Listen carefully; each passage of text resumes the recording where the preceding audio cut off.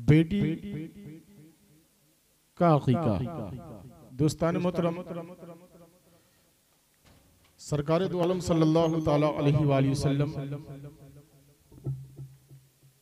ने जहाँ बहुत सारे अहकामात हमें इनायत फरमाए, वहीं पर नबी करीम सल्लल्लाहु ताला अलैहि वसल्लम ने हमें बच्चियों का अकीका करने का भी हुक्म इनायत फरमाया कि अपने बच्चियों का, अपने बच्चों का, अपने घर के लोगों का अकीका कर दिया करो।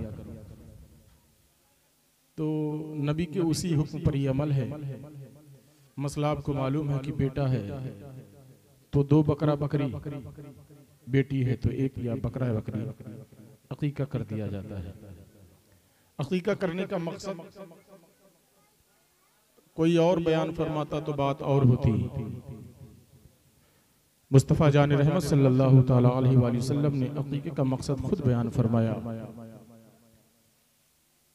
कि जब अकीका किया जाता है तो बच्चा परेशानियों से, बलाओं से महफूज हो जाता है। तो हमारे लिए ज़रूरी है कि जहां हम अपने बच्चों के लिए, अपने लोगों के लिए बहुत सारे जतन करते हैं, उनको महफूज रखने की कोशिश करते हैं, उनकी हिफाजत की कोशिश करते हैं, तो मुस्तफ़ा जान रहमत सल्लल्लाहु ताला अलैहि वसल्लम के कौल के मुताबिक हम अपने बच्चों का अकीका भी कर दिया करें, अपने लोगों का अकीका कर दिया करें, ताकि वो परेशानियों से महफूज हो जाए। दोस्तों, दुनिया की सोच, दुनिया का मिजाज, दुनिया का यकीन, दुनिया का एतमाद एक तरफ कि इसके करने से ये होता है। आज हमारे यहाँ बच्चा होता है तो डॉक्टर कहता है इसको बूथ पे ले आइएगा, फला फला टीका इसको लगेगा। तो हमारे अपने कहते हैं कि टीका लगवा लेना, तुम्हारा बच्चा खसरे से बच जाएगा, चेचक से बच जाएगा, मियादी बुखार से बच जाएगा।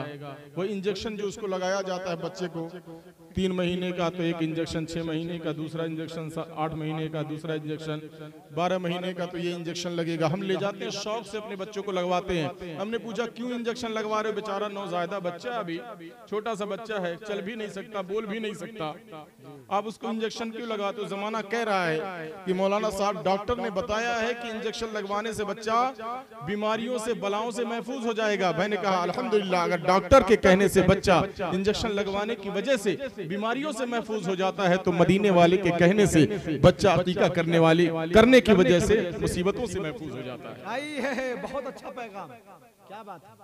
ये वैक्सीनेशन दुनिया के डॉक्टरों ने दिया है और अकीके का वैक्सीनेशन मदीने के ताजदार ने दिया है। क्या बात है। तो मैं ये नहीं कहता कि इसका करना जरूरी नहीं, इसको भी कर लो, लेकिन पहले जो मदीने वाले आका ने दिया पहले उसको कर लो, ताकि तुम्हारा बच्चा परेशानियों से महफूज हो जाए।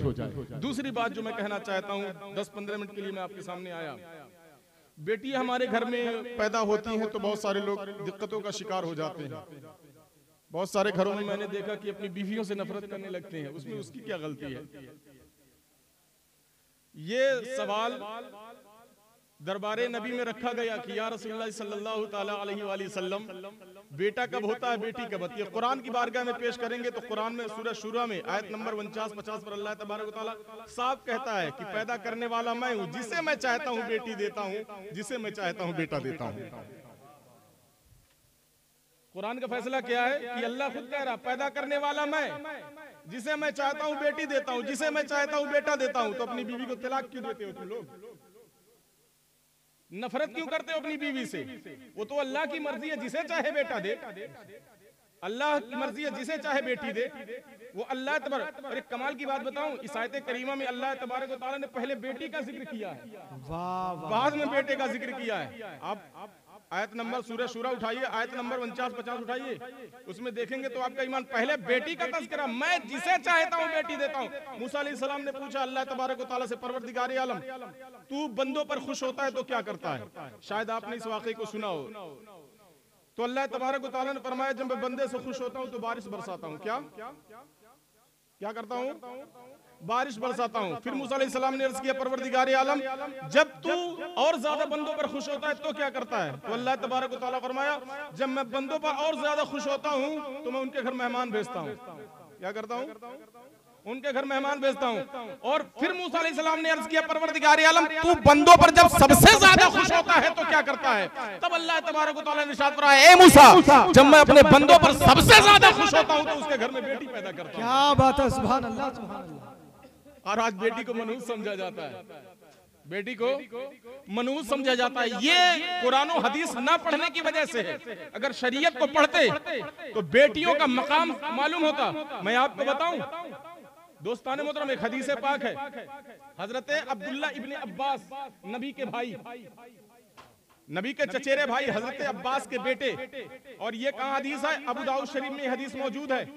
हजरत अब्दुल्ला इब्ने अब्बास रज़ी अल्लाह ताला अन्हु इरशाद फरमाते हैं कि नबी करीम सल्लल्लाहु ताला अलैहि वसल्लम ने इरशाद फरमाया कि जब किसी के घर में बेटी पैदा हो, जब किसी के घर में बच्ची पैदा हो और उसको जिंदा दरगोर न करे और उसको सताए नहीं। पहले जमाने का माहौल था, बच्चियों को जिंदा दरगोर कर दिया करते थे। हजरत अब्दुल्ला इब्ने अब्बास कहते हैं, बच्चियों को जिंदा दरगोर न करे और उनको सताए नहीं। आगे का जुमला सुनो, मुसलमानों गोरखपुर का ईमान ताज़ा करो। हजरत अब्दुल्ला इब्ने अब्बास कहते हैं, और अपने लड़कों पर तरजीह दे अपनी बेटी को।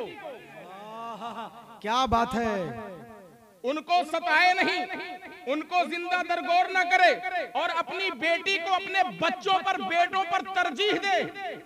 लेकिन हमारा मामला क्या है कि हम अपने बेटों को बेटियों पर तरजीह देते हैं। हम कहते हैं हमारे बुढ़ापे की लाठी है, लेकिन बेटी कहां कहां की लाठी है, जरा समाप्त कर लो। हजरत अब्दुल्ला इब्ने अब्बास कहते हैं कि नबी ने फरमाया कि अपने बच्चों पर जब बेटियों को तरजीह दे और उनको सताए भी नहीं, उनको जिंदा दरगोर भी ना करे, तो रसूल फरमाते हैं उसके लिए जन्नत वाजिब हो जाती है। अरे वाह वाह वाह वाह वाह वाह वाह, क्या बात है, उसके लिए जन्नत वाजिब हो जाती है। दोस्ताने मोहतरम, बेटी का वो मकाम और मर्तबा है कि बेटी अगर हमारे घर में पैदा होती है तो हमारे लिए जन्नत का दरवाजा खोल देती है, जन्नत की सनद लेकर आती है। हमारे लिए बेटी हमें अजमत दिलाती है। लेकिन आज बेटियों का हाल यह है कि हमारे घर में पैदा हुई तो माँ भी शक्ल बनाए बैठी रहती है, बाप भी सर झुकाए बैठा रहता है। नहीं दोस्ताने मोहतरम, ये जानकर खुश हो जाओ, मैं ये कह रहा हूँ कि नबी के घर में हजरत कासिम भी पैदा हुए, नबी के घर में हजरत इब्राहिम भी पैदा हुए, लेकिन जो खुशी, जो मुसर्रत मेरे मुस्तफा जाने रहमत को अपने बेटियों की पैदाइश पर हुई है, और जो पैगाम ज़माने को मुस्तफा जाने रहमत सल्लल्लाहु अलैहि वसल्लम अपने बेटियों के ताल्लुक से दिया है, वो कभी भी बेटों के ताल्लुक से मुस्तफा जाने रहमत सल्लल्लाहु अलैहि वसल्लम ने पैगाम नहीं दिया है। मैं आपको एक छोटा सा वाक़या सुनाता हूँ, अपनी गुफ्तगू खत्म करता हूँ। अफीफ़े कायनात हजरत आयशा सिद्दीक़ा रज़ी अल्लाहु ताला अन्हा बयान फरमाती है, ये हदीस पाक मुस्लिम शरीफ में है। कहाँ पर है? मुस्लिम शरीफ में हदीस पाक है।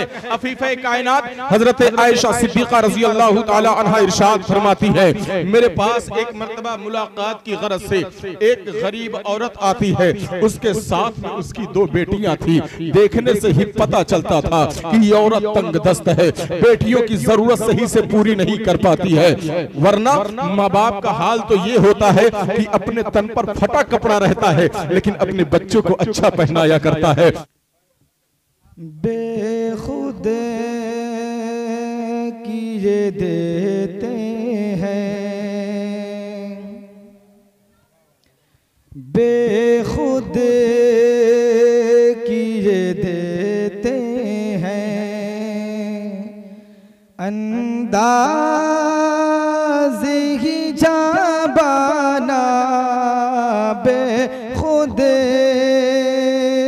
किए देते हैं,